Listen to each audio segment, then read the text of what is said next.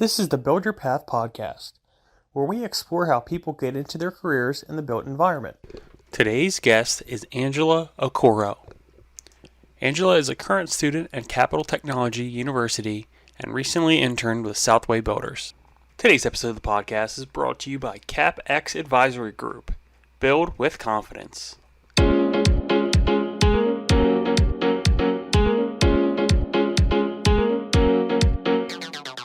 Welcome on into the Build Your Path podcast. I am your host, Matthew Pine, and my guest today is Angela Okoro. So Angela, thank you for joining the show. Give us an introduction of, who you are and what you do. Hey, so right now I currently major in construction management and critical infrastructure. I did intern at Southway Builders. It's a construction internship. It has 3 rotations, which includes the superintendent rotation, the project management rotation, and the pre-construction rotation. So in this internship, I got to experience these 3 rotations. The superintendent is basically managing the job out there in the field, the subcontractors. The project management is more of schedule and finances.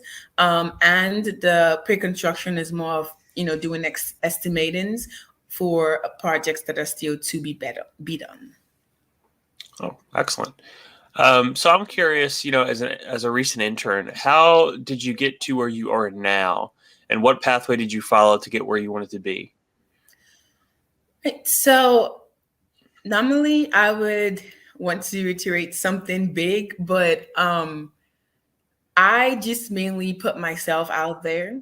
I took every opportunity that I could get or anyone that was presented to me.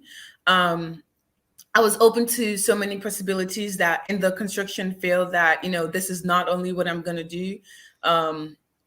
I made sure to reach out to people, to network, to learn more about the construction field in general, the construction industry. That way I would ask them about their experiences, ask, people about, how did they get there? What did they do? What type of work did they put in? And they would always tell me their experiences, and I would, follow through that pathway or do something similar.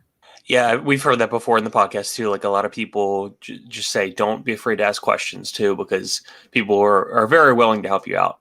Mm-hmm.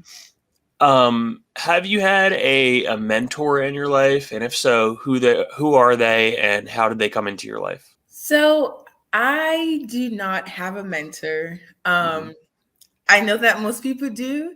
But because of the way that I started off in the construction industry. I didn't get the chance to actually, let's say, have this one person's, that I could look up to or go to ask questions to. I kind of just took the leap of faith and just jumped into it and just started paddling and, going.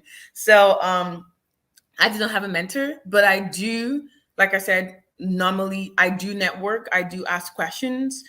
So I only look up to my goal where I want to be while everybody else is just there to assist me. Yeah, I think that's okay too. I think, if you're a self-starter and you really want to take the initiative yourself, I think that's great. Yeah.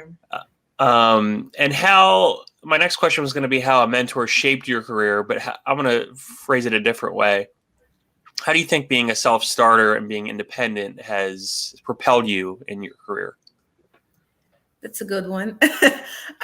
So I think it has shaped me in a way where I don't have to depend on someone to be there for me.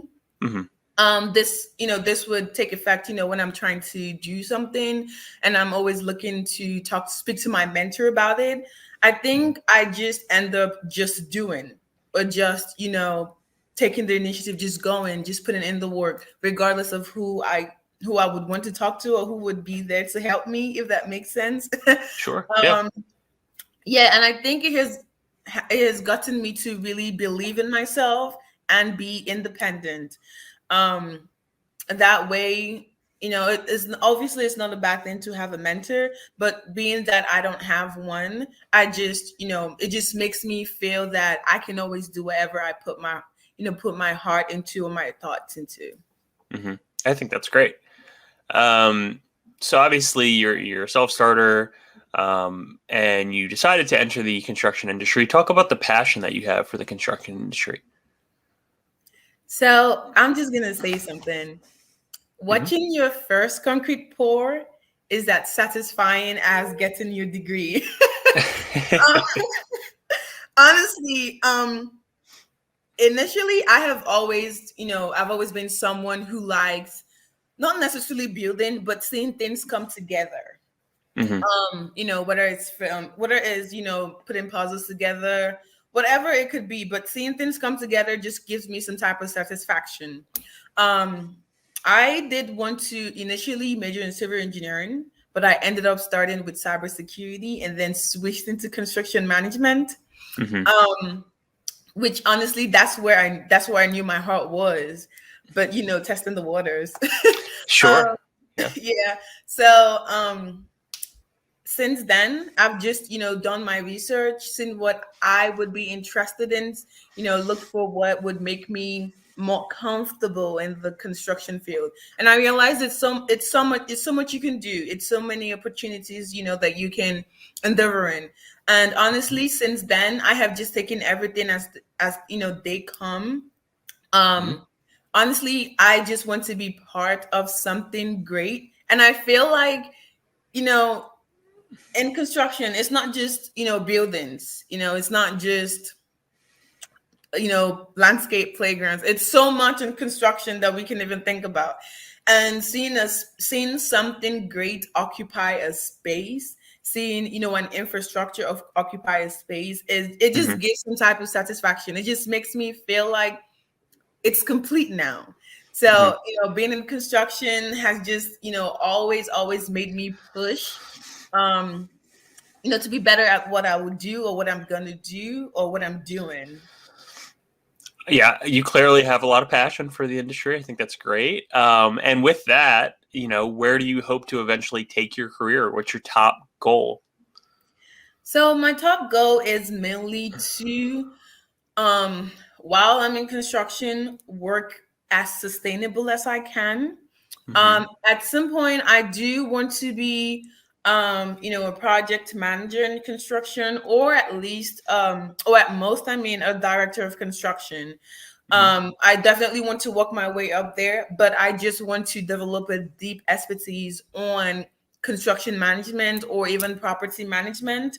Um, whatsoever sub branch that could be in construction, I'm definitely fine with that, but the goal is just to be an expert in it. So I'm curious, you're our first capital technology student to come on the podcast. We have had President Brad Sims on before.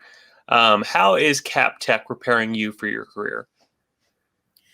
I would say, I would give CapTech a big kudos on the job that they're doing. Mm-hmm. um, I don't know if I said this before, but I am the first student who started off the construction management degree. Yep. With that being said, obviously some of the courses are still being, touched on here and there. Mm-hmm. And I get to give my opinions on, what could be done and what should be done. Um, with that being said, Capital is doing a great job in assisting me. I do have my professors who talk to me and tell me, why don't you look into this? Why don't you look into that?